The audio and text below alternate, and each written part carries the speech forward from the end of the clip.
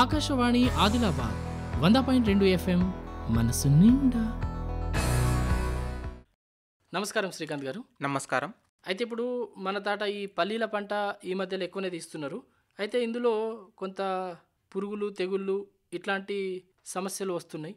ఈ సమయంలో ఎట్లాంటి యాజమాన్య పద్ధతులు పాటించాలా దాని గురించి మాట్లాడుకుందాం.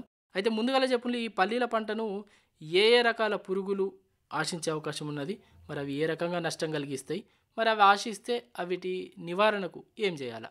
ముఖ్యంగా మన ఈ పల్లి పంటలో 5 నుండి 6 రకాల పురుగులు అనేది ఆశించడం మనం గమనిస్తూ ఉన్నాం. ప్రధానంగా చూసుకున్నట్లయితే వేరు పురుగు మనకి ఎక్కువ మొత్తంలో నష్టం కలిగిస్తుంది.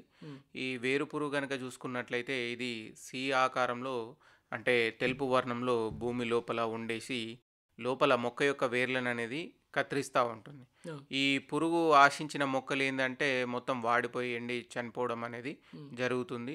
ఇటువంటి మొక్కలను మనం లాగినా కూడా సులభంగా మనకి రావడం అనేది జరుగుతుంది. ముఖ్యంగా ఈ వేరు పురుగు ఎక్కడైతే ఆశించిందో అక్కడ మొక్కలు అనేవి గుంపులుగా చనిపోవడం మనం గమనిస్తూ ఉన్నాం. ముఖ్యంగా ఈ వేరు పురుగు ఉధృతి పెరగడానికి అనుకూల పరిస్థితులు ఏంటంటే ఎక్కడైతే పంట చేనులకు దగ్గరగా పెంట కుప్పలు అటువంటివి ఉన్నప్పుడు, అలాగే మనం ఏదైతే పశువుల ఎరువు వేస్తామో పూర్తిగా మురగని పశువుల ఎరువును చేనులో చల్లినప్పుడు ఈ వేరు పురుగు యొక్క ఉధృతి ఎక్కువగా ఉంటుంది. దీని యొక్క నివారణ కనుక మనం చూసుకున్నట్లయితే మొదటగా విత్తన శుద్ధి ద్వారా, అంటే కిలో విత్తనానికి 6.5 మిల్లీలీటర్ల క్లోరిపైరిపాస్ అనే మందుతో విత్తన శుద్ధి చేసుకోవాలి. తర్వాతగా మనం ఫోరేట్ 10% గుళికల్ని ఎకరానికి 6 కిలోల చొప్పున మనం ఇసుకలో కలిపి చేను మొత్తం చల్లుకున్నట్లయితే ఈ వేరు పురుగును నివారించవచ్చు. తర్వాతగా మనకి ఆకు ముడత పురుగు కూడా పల్లి పంటలో ఎక్కువగా ఆశిస్తూ ఉంది. ఇది పల్లి పంట విత్తిన 15 రోజుల నుండి ఆశించడం గమనిస్తూ ఉన్నాం. ఈ పురుగు ఏం చేస్తుందంటే 2-3 ఆకులు ఏవైతే పైన ఉన్న ఆకుల్ని గూడుగా చేసి లోపలి పచ్చని పదార్థాన్ని తినేయడం వల్ల ఆకులన్నీ ఎండిపోవడం అనేది చూస్తూ ఉన్నాం. మనం ఈ చేనును దూరం నుండి చూసినట్లయితే కాలిపోయినట్టు మనకి కనిపిస్తూ ఉంది. ముఖ్యంగా తొలి దశలో విత్తనం విత్తిన 15 నుండి 45 రోజుల వరకు ఈ పురుగు వచ్చే ఆస్కారం ఉంది. కాబట్టి రైతు సోదరులు ఈ పురుగు నివారణకి క్లోరిపైరిపాస్ అనే మందు 500 మిల్లీలీటర్లు లేదా ఎసిఫేట్ అనే మందు 300 గ్రాములు 200 లీటర్ల నీటిలో కలిపి చేనంతా పిచికారీ చేసుకున్నట్లయితే ఈ ఆకుముడత పురుగును కూడా నివారించుకోవచ్చు. అయితే ఇప్పటిదాకా మనం పురుగుల గురించి మాట్లాడుకున్నాం, మరి అవి సోకితే ఎట్లాంటి నివారణ చర్యలు ఉన్నాయి అవిటి గురించి కూడా చెప్పిండ్రు. గట్లనే ఈ తెగుళ్ళకు సంబంధించిన సమస్య కూడా ఈ పల్లీల పంటలు వస్తుంది కదా, మరి ఏ ఏ రకాల తెగుళ్ళు ఈ పల్లి పంటను ఆశిస్తుంది, తెగుళ్ళ వల్ల ఏ రకంగా నష్టం జరిగే అవకాశం ఉన్నది, మరి ఈ తెగుళ్ళు ఆశిస్తే అవిటిని నివారించడానికి ఏమేం చేయాలా, ఎసుంటి కుమతులు ఉన్నాయో వాటి గురించి కూడా చెప్తారు. ముఖ్యంగా మనం పల్లిలో మొదటగా టిక్క ఆకుమచ్చ తెగుళ్ళు తొలి దశలో గమనిస్తూ ఉన్నాం. పంట 30 రోజుల దశలో ఉన్నప్పుడు ఈ మచ్చ తెగుళ్ళు ఆకుల పై భాగాన, అంటే ఈ టిక్క ఆకుమచ్చ తెగుళ్ళు ముందు వచ్చేటివి ఉంటాయి, మళ్ళీ తర్వాత దశలో వచ్చేటివి ఉంటాయి. ఈ ముందుగా వచ్చేటువంటి టిక్క ఆకుమచ్చ తెగుళ్ళు ఆకు పై భాగాన ముదురు గోధుమ వర్ణంలో దాని చుట్టూ పసుపు రంగు వలయం అనేది ఉండడం చూస్తూ ఉన్నాం. తర్వాతి దశలో ఈ టిక్క ఆకుమచ్చ తెగుళ్ళు ఏమైతే అంటే ఆకుల అడుగు భాగాన నల్లని రంగులో ఏర్పడడం అనేది చూస్తున్నాం. ఈ మచ్చ తెగుళ్ళు తర్వాతి దశల్లో ఆకుల మీద, అదేవిధంగా కాడల మీద, ఊడల మీద కూడా కనిపిస్తూ ఉన్నాయి. వీటి నివారణకి మనం 1 గ్రాము టెబుకోనజోల్ 1 కిలో విత్తనాన్ని కలిపి విత్తన శుద్ధి చేసుకోవాలి. అదేవిధంగా దీని యొక్క తెగుళ్ళ ఉధృతి ఎక్కువగా ఉన్నట్లయితే క్లోరోథలోనిల్ 400 గ్రాములు లేదా టెబుకోనజోల్ 200 మిల్లీలీటర్లు 1 ఎకరాకు 200 లీటర్ల నీటిలో కలిపి పిచికారీ చేసుకున్నట్లయితే ఈ టిక్క ఆకుమచ్చ తెగుళ్లను నివారించుకోవచ్చు. అదేవిధంగా మొదలు కుళ్ళు తెగుళ్ళు కూడా మనం గమనిస్తూ ఉన్నాం. దీన్నే కాలర్ రాట్ అంటాం. అంటే విత్తనం మొలకెత్తిన తర్వాత ఏంటంటే ఏదైతే భూమికి దగ్గరగా ఉండే కాండం ఉందో ఆ కాండం పైన నల్లని శిలీంద్ర బీజాలతో కప్పబడి ఉండడం చూస్తూ ఉన్నాం. ఇది ఒక్కొక్కసారి విత్తనం మొలకెత్తకుండానే కాండం అనేది కుళ్ళిపోవడం అనేది జరుగుతూ ఉంది. ఈ కాయలపైన కూడా ఈ నల్లని మచ్చలు ఏర్పడతాయి, మొక్కలు అనేవి ఎండి చనిపోవడం అనేది చూస్తూ ఉన్నాం. ఈ మొదలు కుళ్ళు తెగుళ్ళు కాలర్ రాట్ ఏంటంటే మనం ఎప్పుడైతే సీడ్ ట్రీట్మెంట్ చేయని పరిస్థితుల్లో ఇది ఎక్కువగా ఆశించడం అనేది చూస్తూ ఉన్నాం. నివారణ కనుక చూసుకున్నట్లయితే పంట మార్పిడి రైతు సోదరులు తప్పనిసరిగా చేపట్టాలి. అదేవిధంగా 1 గ్రాము టెబుకోనాజోల్ అనే మందును 1 కిలో విత్తనానికి కలిపి విత్తన శుద్ధి చేసుకోవాలి.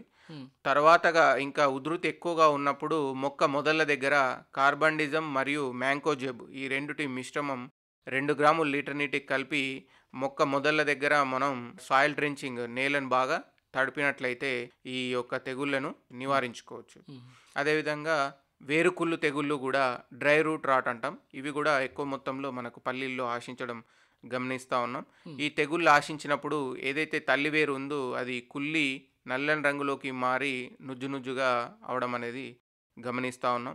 ఇది ముఖ్యంగా పంట తొలి దశలో 30 రోజుల దశలో ఉన్నప్పుడు ఈ హ్మ్. వేరుకుళ్ళు తెగుళ్ళు ఎక్కువగా ఆశించడం అనేది చూస్తూ ఉన్నాం. హ్మ్. ఈ తెగుళ్ళు సోకిన మొక్కల దగ్గర 1 గ్రామ్ కార్బండిజం అనే మందు లీటర్ నీటిలో కలిపి నేలను బాగా తడిపినట్లయితే ఈ వేరుకుళ్ళు తెగుళ్ళను కూడా నివారించుకోవచ్చు. అయితే ఇప్పుడు ఈ పురుగులు, తెగుళ్ళు ఆశించినంక వీటి నివారణకి ఏం చేస్తే మంచిగుంటదనేది అయితే చెప్పిండ్రు. అసలు ఈ పురుగులు, తెగుళ్ళు ఆశించకుండా ముందు జాగ్రత్తగా ఏమైనా జాగ్రత్తలు తీసుకుంటే, ఏమైనా చర్యలు చేపడితే వీటి బారిన పంట పడకుండా కాపాడుకునే అవకాశం ఏమన్నా ఉందా? ఉంటే ఏం చేయాలా? ముఖ్యంగా మనం ఇందాక చెప్పుకున్నట్లు పంట చేనులో ఏదైతే మనం ఎరువు వేస్తున్నామంటో బాగా మాగిన పశువుల ఎరువును మాత్రమే హ్మ్. మనం వేసుకోవాలి. హ్మ్. అంటే సరిగా మురుగని ఎరువు వేసుకున్నట్లయితే హ్మ్. ఈ వేరు పురుగు అనేది హ్మ్. ఆశించడం ఏ విధంగా ఉధృతి పెరుగుతుందో హ్మ్. ఆ విధంగా కొన్ని రకాల చర్యలు. అదేవిధంగా మనం ఎంపిక చేసుకున్న విత్తనం అంటే కొన్ని రకాల విత్తనాలు ఏంటంటే తెగుళ్ళని కొన్ని రకాల పురుగుల్ని చీడపీడల్ని తట్టుకునే గుణం ఉంది కాబట్టి రైతు సోదరులందరూ కూడా విత్తన ఎంపికలో తగు జాగ్రత్తలు అనేది పాటించాలి. హ్మ్. అదేవిధంగా విత్తన శుద్ధి అనేది ఖచ్చితంగా రైతు సోదరులు చేసిన తర్వాత మాత్రం విత్తుకున్నట్లయితే ఈ చీడపీడలు అనేది తక్కువ మొత్తంలో ఆశించి మనకి అధిక దిగుబడి రావడానికి ఆస్కారం ఉంది. అంటే ఇప్పుడు ఈ పురుగులు, తెగుళ్ళని తట్టుకునే రకాలు కూడా ఉన్నాయా ఇందులో పల్లీలో? కొన్ని రకాల తెగుళ్ళున్నాయి. కాకపోతే ఏందంటే, ఇప్పుడు పల్లీలో రసం పీల్చే పురుగుల ద్వారా కొన్ని రకాల వైరస్ తెగుళ్ళు గూడా వ్యాప్తి. అంటే హ్మ్. ఫస్టు దాని వాహకము ఏదైతే తామర పురుగుల ద్వారా మనకి కొన్ని రకాల వైరస్ తెగుళ్ళు హ్మ్. అంటే మొదలు కుళ్ళు తెగుళ్ళు గానీ, కాండం కుళ్ళు తెగుళ్ళు అనేవి ఎక్కువగా ఆశిస్తున్నాయి. అటువంటప్పుడు మనం తామర పురుగులు ఎప్పుడైతే మనకి ఆశించిందో పల్లీలో, హ్మ్. తగు చర్యలు చేపట్టినట్లయితే ఈ వైరస్ తెగుళ్ళు గూడా రాకుండా మనం కాపాడుకోవచ్చు. రసం పీల్చే పురుగులతో పాటు ఇది వాహకంగా కొన్ని తెగుళ్ళు కూడా ఆశించే అవకాశం ఉంటది గదా! మరి వీటి గురించి కూడా చెప్తారా? అది ఎట్లా నష్టం చేస్తది? మరి దానికి విరుగుడేమి? ముఖ్యంగా మనం పల్లి పంటలో రసం పీల్చే పురుగులు చూసుకున్నట్లయితే తామర పురుగులు మరియు పచ్చదీప పురుగులు ఎక్కువ మొత్తంలో ఆశించడం అనేది జరుగుతుంది. ఈ హ్మ్. తామర పురుగులు ఆశించినప్పుడు ఏమైతే ఆకుల అడుగు భాగాన గోధుమ లేదా ఇనుము రంగు చారలు అనేవి కనబడతాం. హ్మ్. ఈ తామర పురుగుల ద్వారా మొవ్వు కుళ్ళు తెగుళ్ళు కానీ కాండం కుళ్ళు వైరస్ తెగుళ్ళు వ్యాప్తి అనేది చెందడం జరుగుతుంది. అదేవిధంగా పచ్చదీప పురుగు ఆశించినప్పుడు ఇవి ఆకుల అడుగు భాగాన చేరి రసాన్ని పీల్చేస్తాయి. ఈ పురుగులు ఏవైతే రసం పీల్చడం వల్ల ఆకుల కొన భాగాన వి ఆకారంలో పసుపు రంగు మచ్చలనేవి మనకి కనబడతా ఉంటాయి.